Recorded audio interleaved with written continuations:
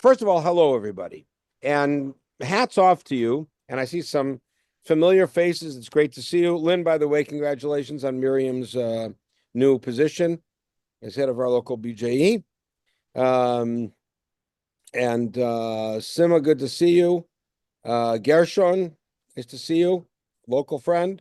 And a lot of familiar names and familiar faces. It's great. And so the name of the shiur, hello, Barbara, how are you? Good to see you. The name of the shiur is Who Knows Five. And of course, that's taken from the very famous song that we sing at the end of the Seder, Echad Mi Yodea. And the answer, of course, to Who Knows Five is Chamisha Chumshei Torah, but I'm going to go in a different direction. The reason I'm going to do this is because of something we'll touch on in about 7 minutes.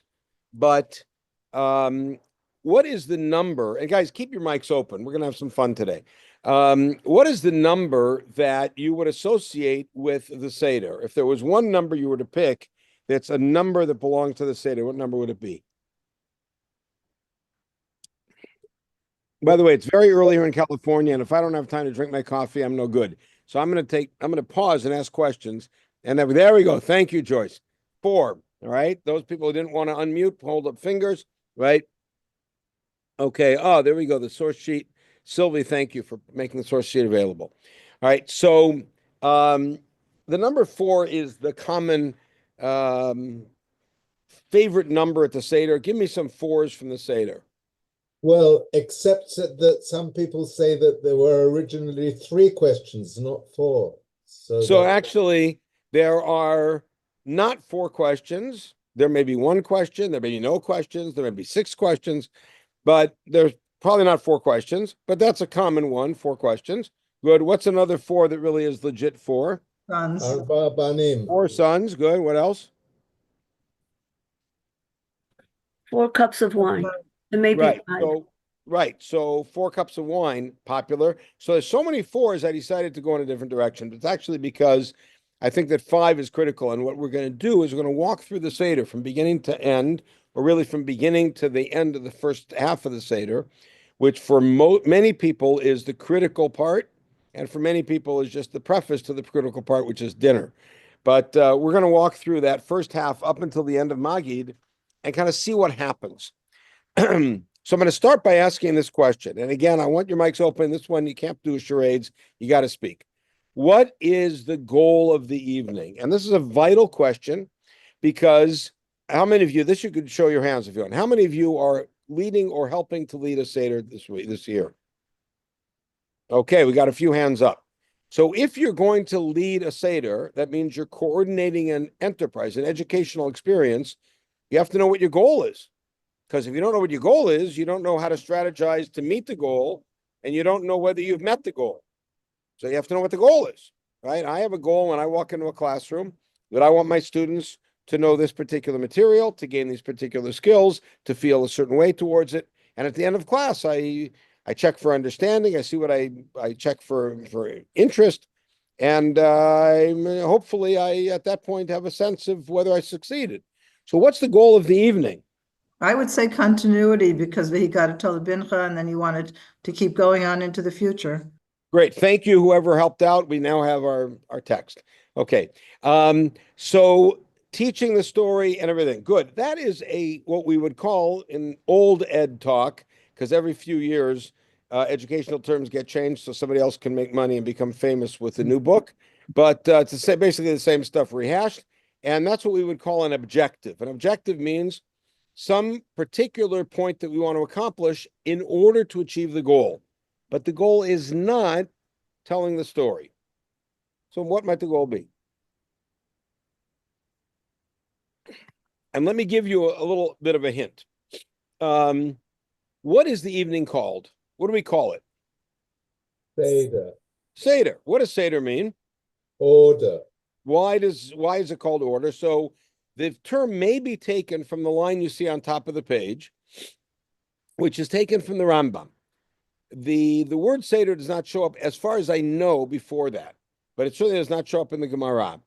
And with the Rambam, in his presentation of the halachot, first presents the halachot of chametz, then of the definition of matzah, the definition of maror, then in a section that deals with the Pesach Seder without a Korban Pesach. The Korban Pesach is in a different part of the Mishnah Torah. And he presents all of the halachot, and then at the beginning of the 8th chapter, he has this introductory line. Sidur or Seder Asiyat Mitzvot Elu Belel Chamisha Asar Kachu. The order of doing these mitzvot on the night of the 15th is as follows, and then he presents the Seder. In other words, we have a bunch of mitzvot to do, and then they've got to be done in an order. Now, let's talk about the significance of sequence. I want you to picture right now a very, very old model, and that is refrigerator magnets. Do you guys remember those? Those go back to the 20th century. They're very old. Refrigerator magnets, people would write a note, put it on, use a magnet, and therefore, every time you walk in the kitchen, you'd be reminded that you have a wedding to go to, that remembering somebody's birthday, or a thing to remember. You're at a friend's house, and you walk into their kitchen, and you see on the refrigerator, there are 2 notes that are there. The note on the left says the following: strawberries, power saw, eggs, fertilizer, screwdriver. That's what it says on the left side. The right side says preheat oven to 320, lay in crust, put in mixture of eggs, oil, and goop, put crust on top, cook for 20 minutes, check for texture, serves 10. Now, these are both lists. They're both maybe enumerated. What's the list on the left? The first list I read you. What kind of list is it? Shopping list. Shopping list, exactly. Right. Now, the shopping list, why do you think it was in the order it was in? Strawberries, chainsaw, whipped cream. Why do you think it was in that order? Importance. Probably not importance. As Right? the need arose. Exactly. As it arose, or as the person thought of it. Oh, you know what? We also need some fertilizer. So they put it on the list. Now, are you going to go to the same store for those? I hope not. So here's the question. I kept the ice cream off the list on purpose. Does it matter what order you go to the stores? Does it matter if you go to the Home Depot and get your fertilizer and power saw first? No. And you go to the market and get your strawberries and whipped cream first? Second? Does it matter? No. Doesn't matter. As long as when you come home, you got all the items on the list and that's good. But what about the right list? What's the second list? What is it? Instructions. Recipe. It's a Has to be in a recipe. certain Recipe. Important to be in a certain Right. order. Now, it's a recipe. Now, what if you do the recipe out of order? Nishkit. Won't It's work. won't work. We all know that. All right. Good. So now let's ask the question. What's the purpose of the list on the left? The answer is the list. That's all it is. It has no other purpose except a list. What's the purpose of the list on the right? What's the goal of the list on the right? Finished product. Right. A delicious pie. Now notice, delicious pie was not one of the items on the list. Think about that. So I'm going to present the following thesis. Whenever you have a list of things to do and the order does not matter, the goal is those things. Whenever you have a list of things to do and the order matters, the goal is something that's not one of those things.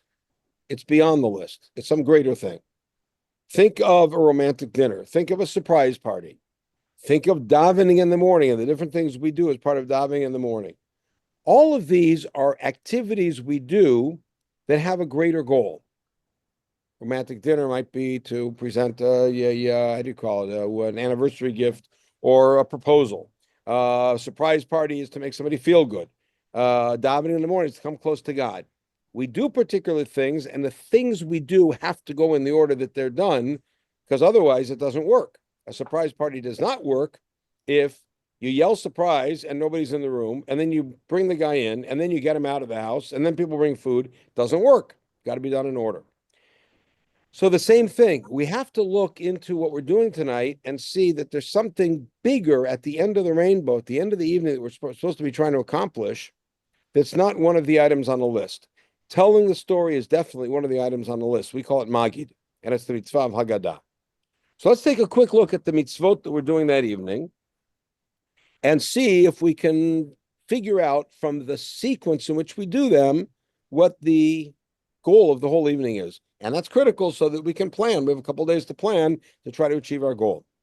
It's not an easy goal. I'm not going to pretend it is. As you see on the list, I just broke down all the mitzvot of the evening. There's mitzvot that are unique to the night. We don't do any other time. That are from the Torah, and that's eating matzah and telling the story.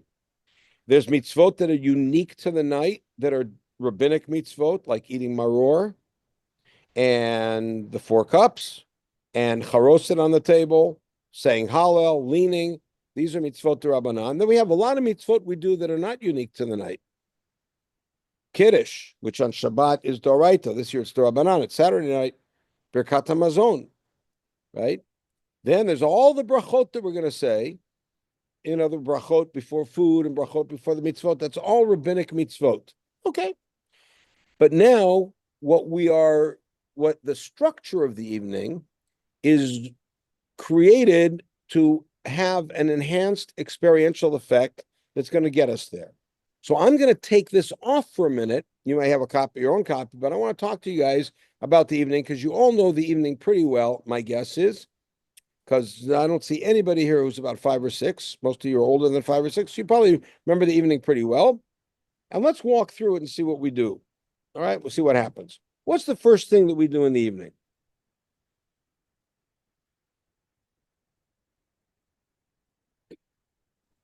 Kiddush. It's going to be interactive. What? Kiddush. Kiddush. Well, the first thing we do in the evening is Kiddush, right? Correct. Why? Why do we make Kiddush?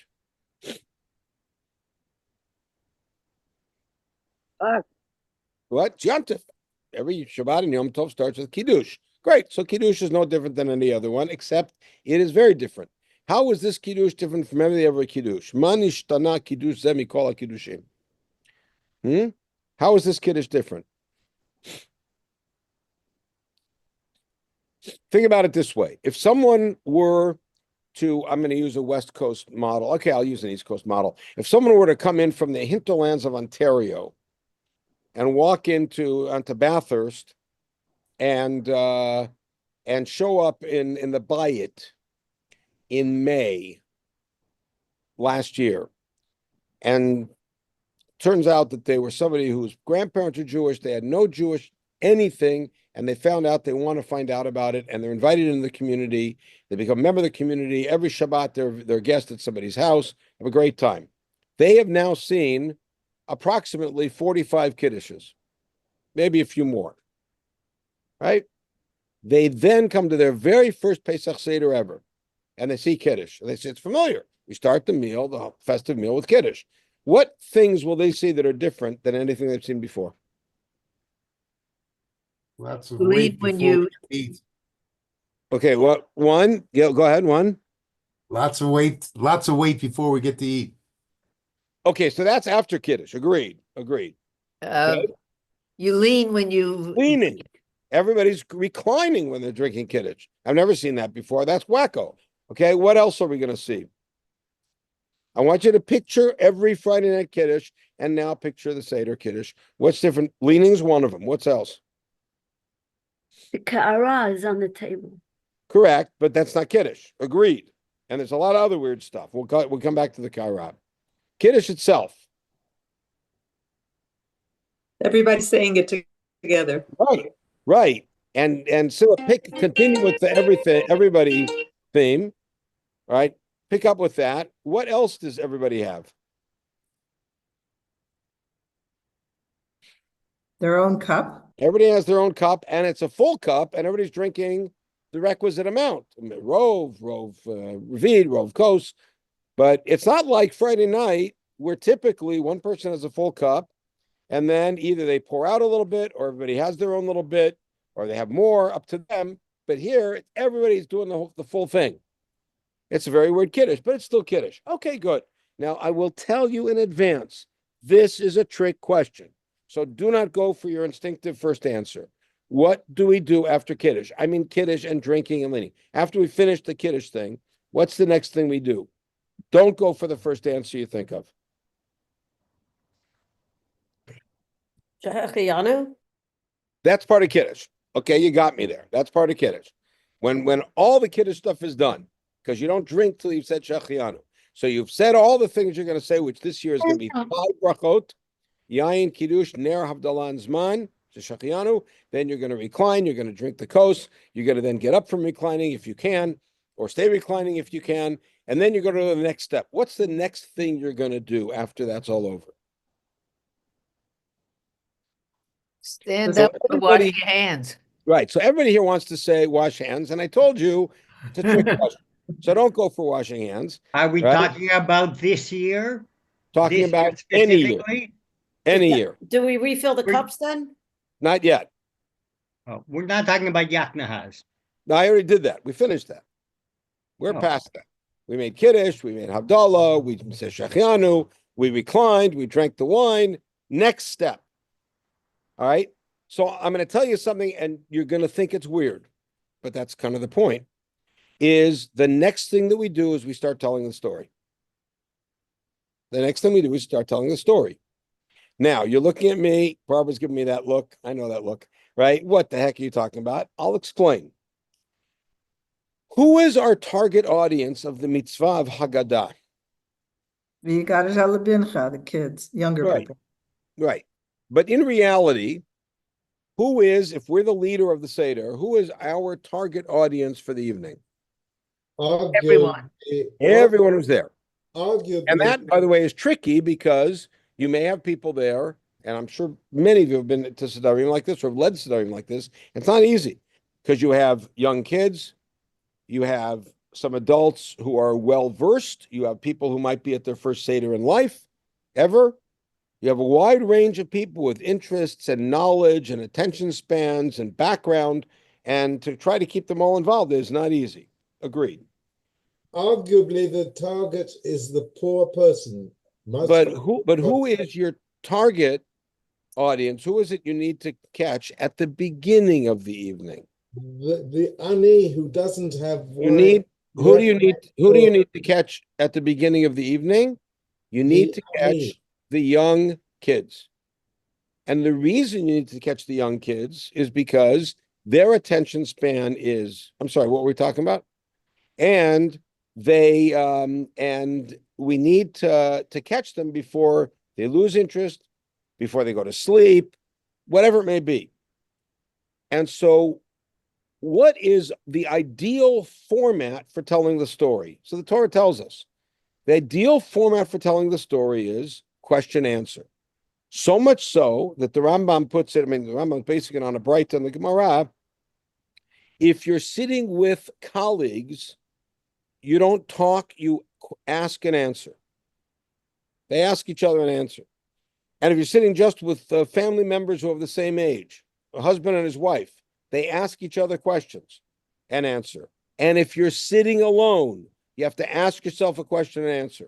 The format of Haggadah is question answer. And we see that because in the Torah, in 3 of the 4 places where a father is told to teach his child, it's prefaced with a question.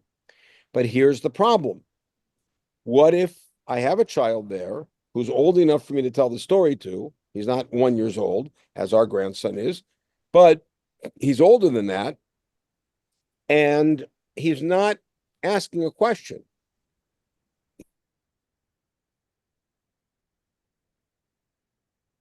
At petachlo.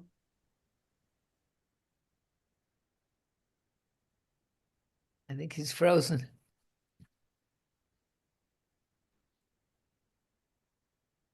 Yeah.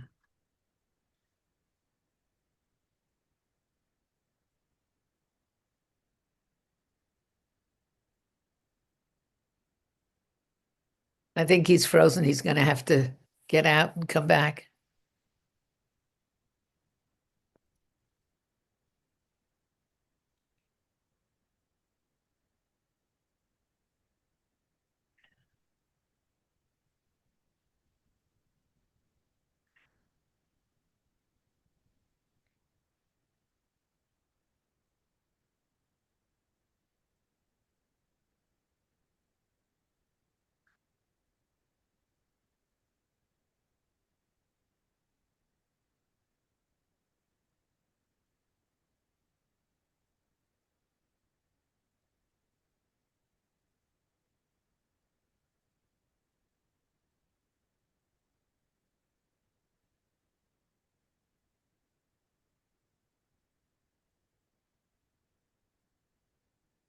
there anyone that knows his phone number that can call him to let him know?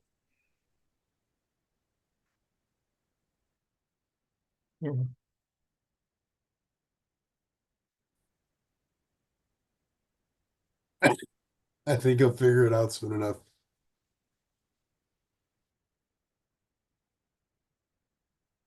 Hello, Barbara. Naomi Charnov, you're the host now. You might have to let him in. How did I become host? I don't even know what to do. Don't worry, I'll claim host. Don't worry. Okay, thank you.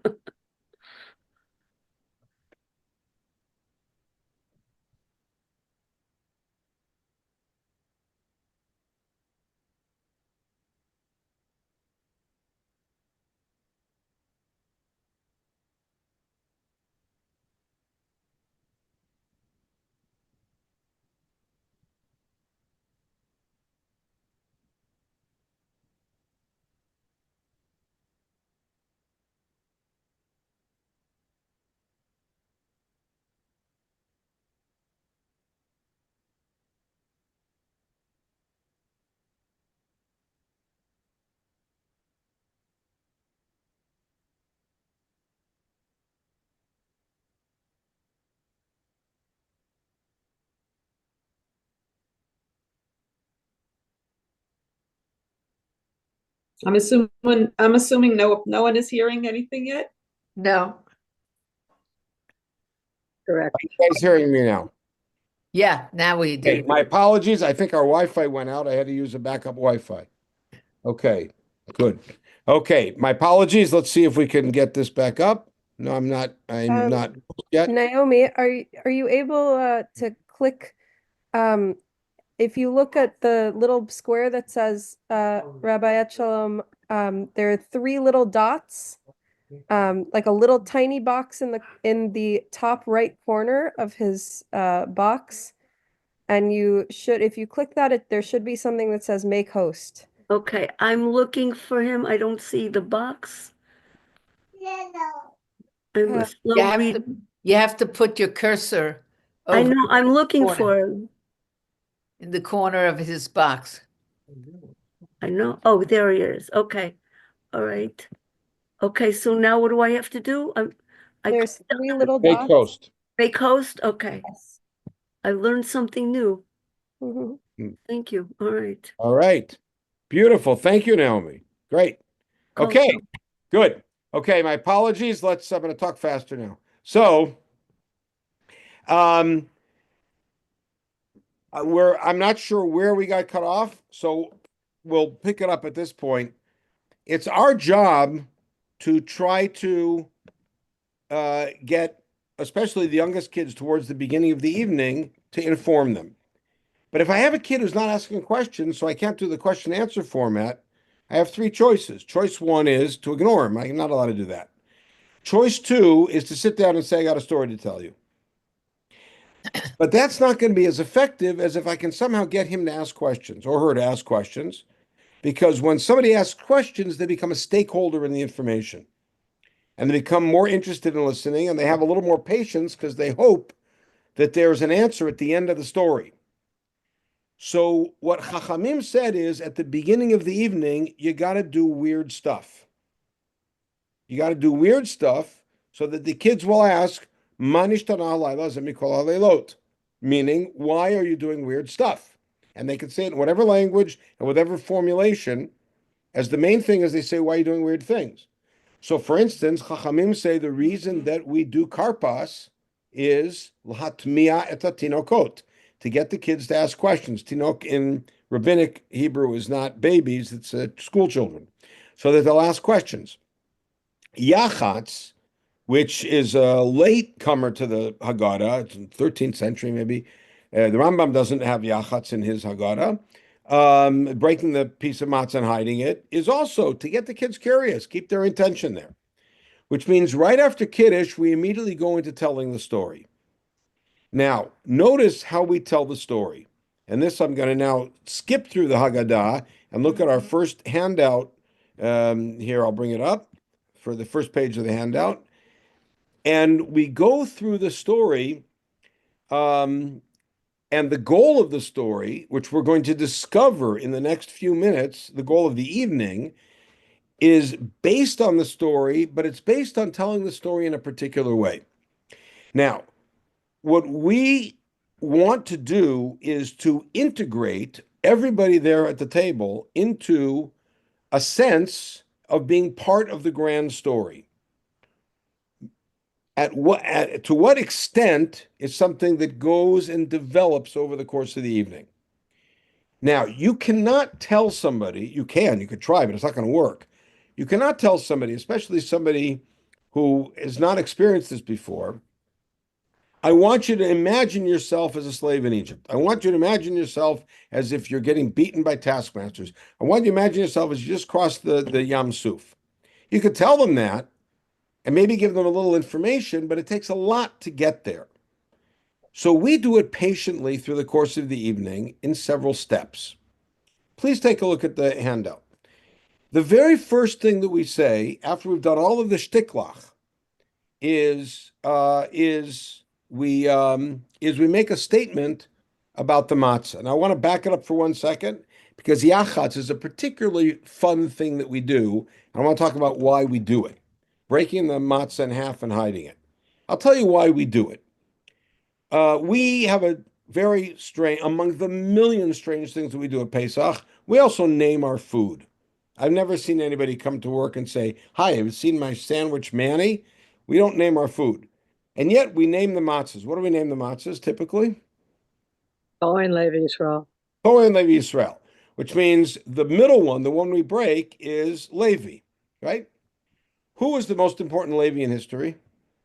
Without question. Moshe Rabbeinu. Moshe Rabbeinu. What happened to Moshe Rabbeinu when he was a little kid? Very little kid, 3 months old. Thrown in the Nile. He was broken away from his family. And he was hidden in a teva. And then Bat Paro saved him by pulling him out. So we take the middle matzah, which is the Levi, we break it, we hide it away, and then at the end we pull him out. There you go. That's yachatz. What I just told you is what we call an explanation. And it's important to distinguish, especially at the Seder, between reason and explanations. Singular reason, multiple explanations.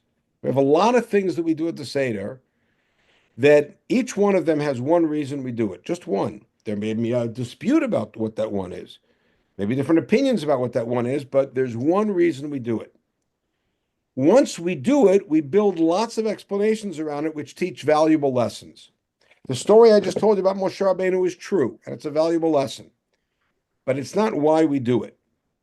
Why do we actually break the matzah and hide it? So let's roll back a little bit. How many matzot do we need at the table? 2. 2. Why 2? Because Lachamishna. Lachamishna. It's Yantif. You need Lachamishna. We make Kiddush. We have Lachamishna. However, the Torah also refers to matzah as Lechem Oni, the bread of poverty or the bread of affliction. And so as a result of that, the Chachamim say, you cannot have a full matzah, you have to have a partial matzah. So we have a problem. You need Lechem Mishnah, which is 2 full matzot. On the other hand, you need a broken one. So what are your 2 possible solutions? You can go the direction of Rambam, which is you have 1 and a broken piece, because you're a poor man, you don't have full Lechem Mishnah. Or you can go the direction of Tosfot, which is 2 and a broken piece, Lechem Mishnah plus poverty. Okay. Most of the world does, like Tosfot has 2.5 matzot. But if that's the case, then bring 2.5 matzot out to the table. Why bring 3? The answer is so we can break it and hide it and get the kids to ask, what are you doing? In the Rambam's reading, you bring out 1.5 matzot to the table. That's it. You don't bring them out and break it and hide it. That's not, I'm saying it's a later piece, but it's part of the development that continues till today. The Seder is not a closed book. It continues year by year. I mean, there's a hostages Haggadah that came out. There's every year and every period when there are dramatic things that happen, both positive and sad things, our Haggadot have additions to them. Our Seder has new things. How many of you remember back in the 70s when we had an empty seat at the table for the Soviet Jews? Or 10 years later, we had an empty seat at the table for the Ethiopian Jews. Many people for a number of years, had a seat at the table for Gilad Shalit. Remember him? This year, we're certainly going to have an empty seat at the table because of the Shvuyim, because of the hostages.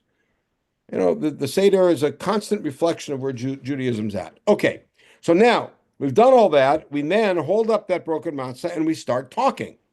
And the first thing that we say is not in Hebrew. The rest of the evening is in Hebrew. But the first thing we say is in the local language. Aramaic, English, Yiddish, Farsi, whatever the local language is. We say it in about 4 different languages because we have a lot of people at the table with different languages. But halach ma'anya diachalu avatana ba'ar de Mitzrayim. We hold up this broken piece of matzah and we say, this is the poor man's bread that our ancestors ate in Egypt. Notice it's all in the past tense. Notice it's pretty good. Notice it's just a statement about history, and it's something that happened to them there then. There's no imagination needed, except to be able to, when you study any kind of history, that same kind of imagination. Immediately afterwards, we pour the second cup, and then the child is invited to ask questions. And by the way, what's the first question the child should ask? Why'd you pour a second cup? Right? It's pretty odd. We haven't eaten yet. You're just having a second cup of wine. Or how come we burned bread this morning? Or in our case, how come we did B'dikat Chametz a night early this year? The kid should ask whatever is interested. If he doesn't have the right question, we have manishtana. Okay. And then we immediately start telling the story. Now, I want you to see what happens when we start telling the story right at the beginning. The little kids are still attending to it, hopefully. We say, Avadim hayinu lefaro. We were slaves to Paro. So we've immediately pushed ourselves into the world of imagination. Not they were slaves, we were slaves to Paro. But then we step back from that, because it's a bold move, and we say, V'ilu lo tzia kadosh baruch hu t'avotenu Mitzrayim, had Hashem not taken our ancestors out of Egypt, then arei anu uvanenu vnei vanenu mishuvadim haynu lefaro Mitzrayim. Then we say, then we would still be there, and you would still be there, and your kids would still be there. That's what we say to our kids. That's wacko. That's really odd. Egypt is gone for thousands of years already, that Egypt. And why would we think we'd still be slaves? But the statement here is actually a very deep statement. It's one that can be explained even to a little kid on a very simple level. A friend of mine once made the observation that ontologically, a person cannot ever regret anything that happened in the world before his parents met. Not philosophically, should we say, not emotionally, not sympathetically, but ontologically. You can feel sad about things that happened in the past, but you can't really regret anything that happened before your parents met, because if that thing didn't happen, your parents wouldn't have met, and you wouldn't exist. Think about that. Every one of you think about your parents and what things way back in history led to your parents being where they were when they met and got married and had you, and that's why you're here. And it's something that every little kid could understand. I mean, as long as they're a few years old, because, and by the way, it's quite enriching to tell kids family stories. Kids should all learn their family stories, where they come from, where the grandparents came from, the family, and how they met. Kids love stuff like that, and they have stuff to pass on to their kids. And telling that exemplifies this. And then you say, on a grander scale, the story we're going to tell you tonight is a story of why we're here today. So suddenly it becomes more meaningful. Okay. And then at that point, we seem to ignore the kids, and we talk about the importance of the obligation to tell the story, and how you should stay up all night telling the story. And the Torah tells us 4 different times to tell the story, and that you're supposed to teach the child based on his questions and based on his attitude and based on his comprehension, etc. And then we start telling the story. But the first part of the story we tell is thanking God for taking us from the world of paganism to the truth of monotheism. And then we stop and thank God for keeping the brit with Avraham Avinu. And this is a singular and signal moment in the evening, because we thank God for keeping the Brit Ben Abatarim. The Brit Ben Abatarim is what this evening is all about. But notice what we say about it. We say that Hashem continues to calculate the end to fulfill Brit Ben Abatarim. And then we cover the matzah, we pick up the wine, and then we recite a little song. Whenever we sing, we pick up the wine. We don't have matzah. Whenever we tell the story, we put the wine down, have the matzah open. What's the song? That brit is what stood and supported our ancestors and us. And sadly, this is a line that you have to be blind, deaf, and mute. Not mute, but blind, deaf, and completely without paying attention to not get how this line speaks to us in this year 2025. It's not only one person tried to destroy us. In every generation, they try to destroy us. Look at it right now. My son's on his way to LA, just got a 10-day break from the army to come and be with us for Pesach. He goes back, he goes straight to the base. We're on the front lines. And again, in some generations or in some years, it's been a little bit stretchy to tell this because kids don't remember the Shoah, little kids, and kids don't even remember 1973. But now everybody is aware. But the point of this new stage is that the story we're telling you not only impacted on you because the past impacts on the present. This story keeps happening. The story we're about to tell you is not an old story. It's a current story. I was once, many years ago, when my wife and I were relatively newlyweds, married only a few years, had one baby, we were invited to be at the home of the Rabbi of our shul for the Seder, for the first Seder. And he did something tremendous. I'll never forget it. Rabbi Muskin, Young Israel Century City, did an amazing thing. When he got to Tzei Ulamad, which is right after this, every midrash, every single midrash, he had a story from the Shoah that fit that midrash. And it was mind-blowing, because this is exactly what the Haggadah is supposed to be. Telling an ancient story and making it contemporary, because it is a contemporary story. It's our story, not theirs, it's our story. And so then as you tell the story, hopefully you're bringing the child and the children and everybody at the table into the story, seeing that we're living the story. And when we finish that, we make a statement, which is, we teach the two main parts of the Haggadah, which is our Mi Oved Avi, and that Midrash, and then the three symbols, Pesach, Matzah, Moror. And then we make a statement, which is, in every generation, a person has to view himself as if he just got out of Egypt himself. Which by this point in the evening is something that hopefully we're able to do. Because we have enough information about the history, and we have enough of an awareness that the whole past that we're talking about helps to define our present, that it's not so hard at this point to say, okay, I'm going to feel as if I just got out. I'm going to be part of this story. And then we cover the matzah and pick up a cup. And we make a statement that is essentially the answer to my original question, which is, what's the goal of the evening? There is a single word, it's in front of you on the screen. There's a single word that's towards the end of Magid that is a boring word. It's a word that comes from the world of non-formal logic. There's nothing exciting about it, and yet it is the word that is the key to understanding the goal of the evening. And the word is lefichach. What does lefichach mean? Therefore, right? Premise A, premise B, premise C, therefore conclusion. Very simple. It's like something using a logic problem. Therefore. What are the arguments that have built up so far? It happened to our ancestors. What happened to our ancestors impacts on who we are. It's a story that keeps happening.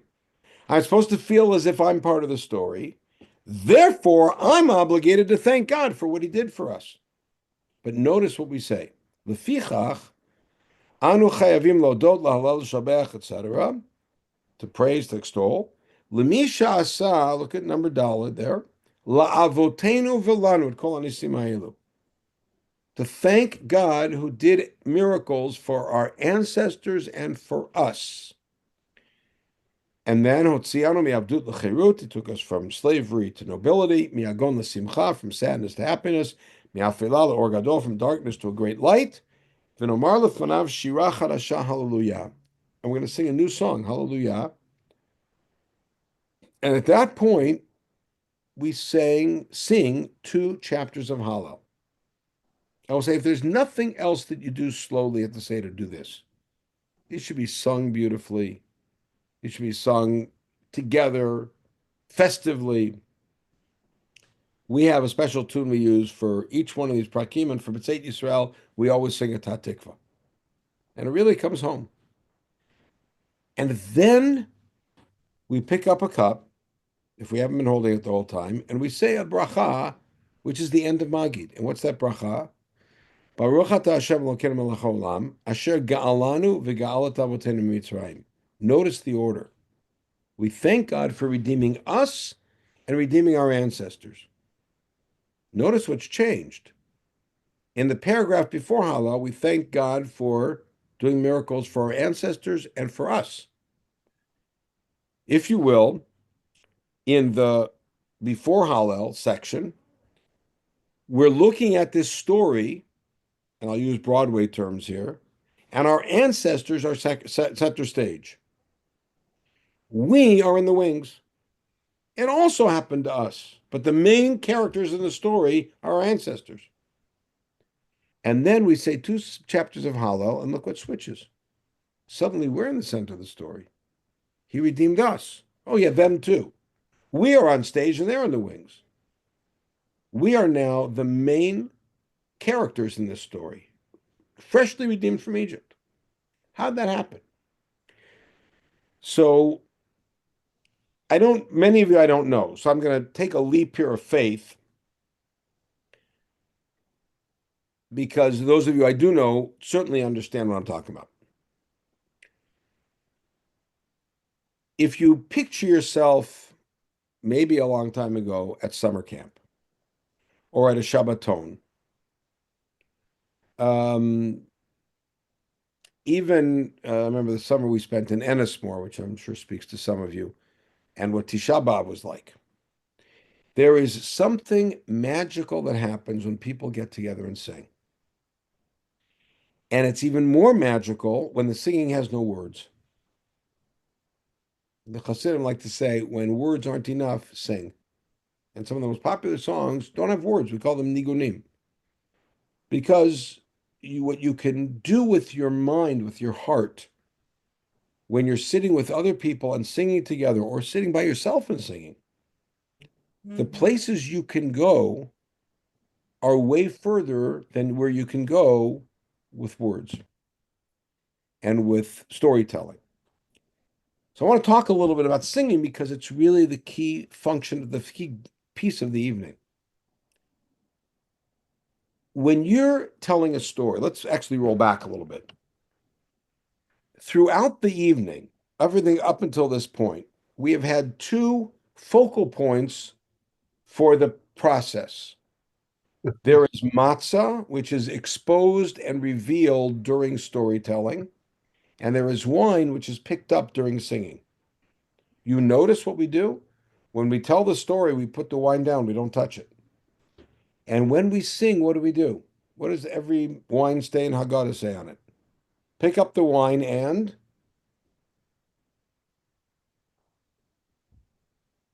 cover the matzah. Right? At every point. V'hishamda, lefichach, pick up the wine, cover the matzah. Why cover the matzah? Because matzah is the conversation piece for storytelling. Shmuel's famous drasha, it's called lechem oni, lechem shonim alav dvarim. It's the bread over which we respond and talk. Wine, on the other hand, is used for singing. Ein omrim shira el al hayayin. Chazal, Masachet Arachin. We sing, we use a cup of wine to sing God's praises. Why are they different? Because what part of your brain is operating when you are part of storytelling, when you're the storyteller or listening to a story? What part of your brain is working? The left part, Okay, which is what? Give it the verbal, what? verbal. Right, verbal. And therefore, what is going on in your head when you're hearing a story? You're processing the information. You're seeing does the information hang together. You're asking questions about it. You're trying to integrate it. You're trying to identify with it. Is that a character I know of? How do I feel about that? You're processing it, and you might even be asking questions. When you're singing, you're not allowed to do that. I've, in my day, led a lot of kumsitzes. One of our favorite kumsitz songs is a song by Don McLean called American Pie. You probably all know it. Now, the refrain is "Bye bye, Miss American Pie." I've never had anybody in the middle say, "Excuse me, why does it say bye twice?" Now, that I'm sure there's websites devoted to that, and there are several websites that go through all of American Pie and give a parish to it. But it's not something you do while you're singing. While you're singing, you don't start analyzing the words.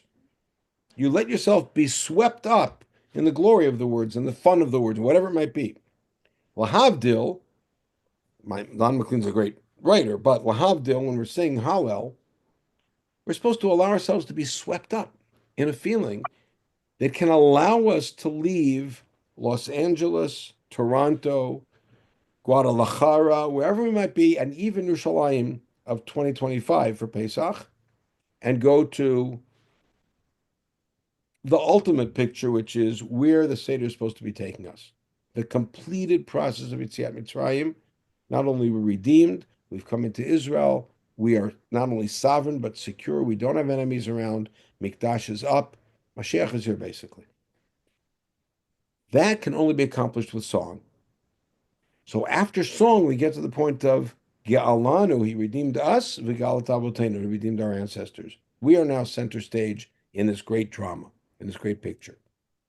And by the way, it continues, because during the meal and all the way through Hallel, all the way to the end of the fourth cup, and for those who drink it, a fifth cup, we are living in this world of imagination, the perfect world, the world that Yetziat Mitzrayim was supposed to lead directly to, and we're still trying to get there. And that's what we're trying to accomplish. So what is the goal of the evening? The goal of the evening is stated right there in one word, and that is the goal of the evening is to sing to God. Rav Hai Gaon, died in 1038, was asked the question, why don't we make a bracha on Hallel at the Seder? So, by the way, there were some of his contemporaries who actually said you do make a bracha on Hallel at the Seder, but we don't. And he said you don't. And his reason that he gave was, his argument was, we are not reading Hallel. When do we say a bracha on Hallel? When we're reading Hallel in Shul, and it's part of a formal recitation. By the way, you notice when we say Hallel in Shul, you're not allowed to talk in the middle. You're not allowed to interrupt. But at the Seder, people sing, people repeat the words, people will ask a question in the middle, right? People will, pass the water, whatever. In other words, we're not bothered by an interruption because it is not formal Hallel. And Rav Hai says, because it's Seder night, we're not reciting Hallel, we're singing Hallel. And you don't make a bracha on singing because singing is its own statement. And so therefore, the goal of the evening is Shirah. The goal of the evening is singing. But since the goal of the evening is singing, we have to then slowly build up to the point where, as much as possible, everybody at the table, from wherever they're starting, can get to however far they can get to feel personally redeemed, personally the center of the story, not in the wings, and to then be singing for thanking God for their own salvation and being part of the great story. Okay. I want to open it up now because the truth is I have another 20 minutes of stuff because we lost a few minutes, but I'm not going to do it because we're about 8 minutes to go. I want to open it up to questions that you might have about what I presented or about anything else from the Seder.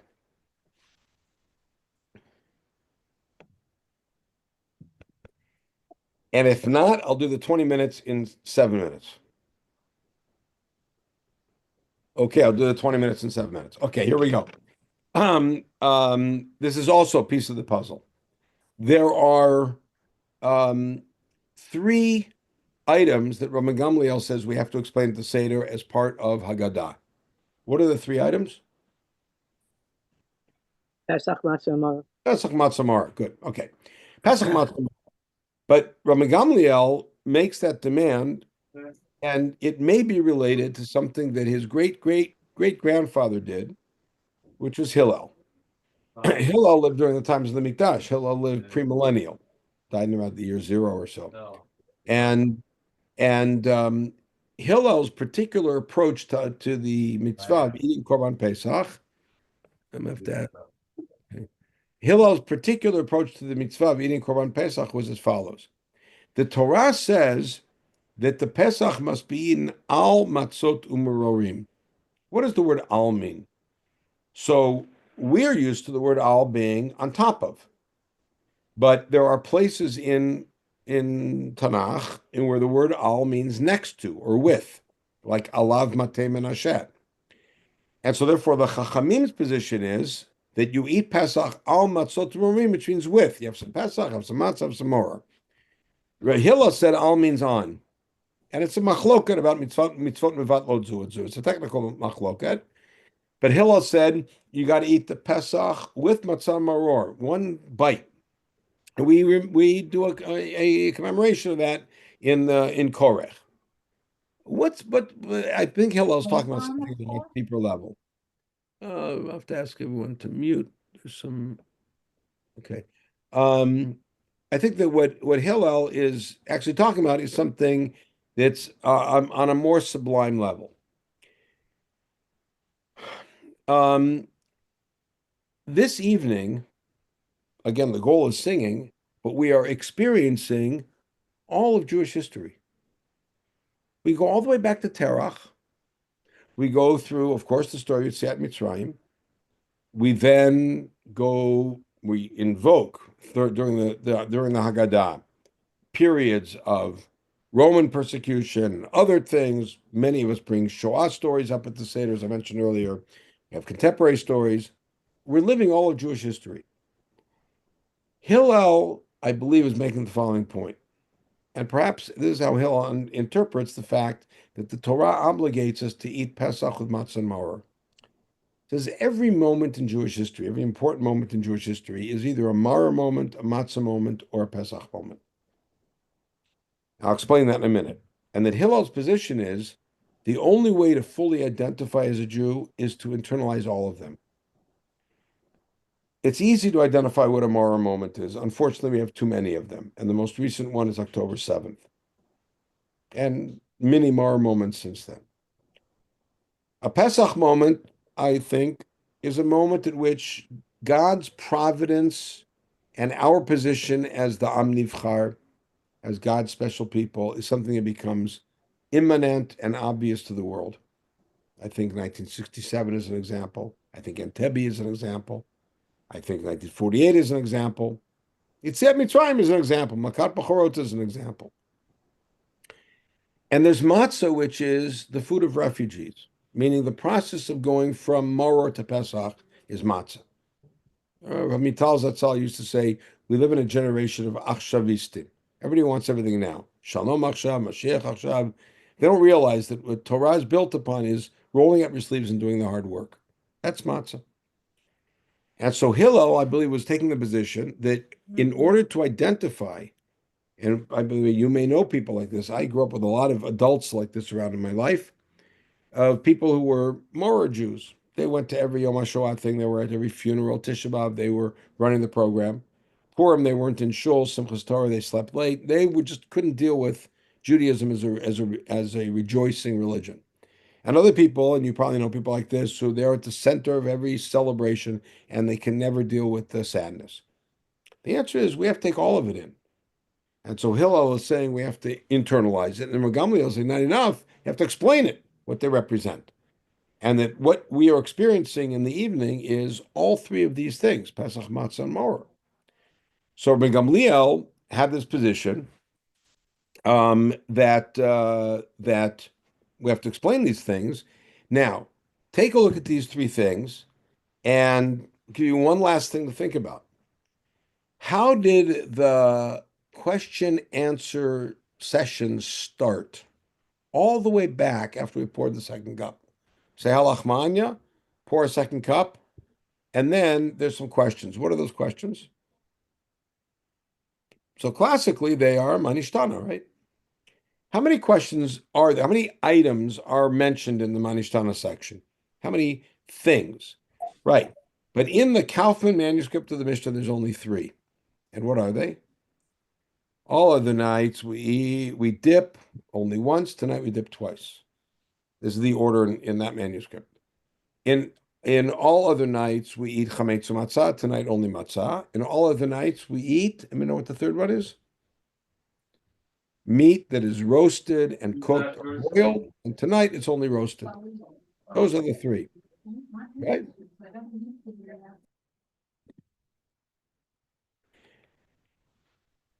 Now, interesting, so that the child is supposedly asking a question about why we're dipping the maror, why we're eating matzah, and why we're eating the roast lamb, the Pesach.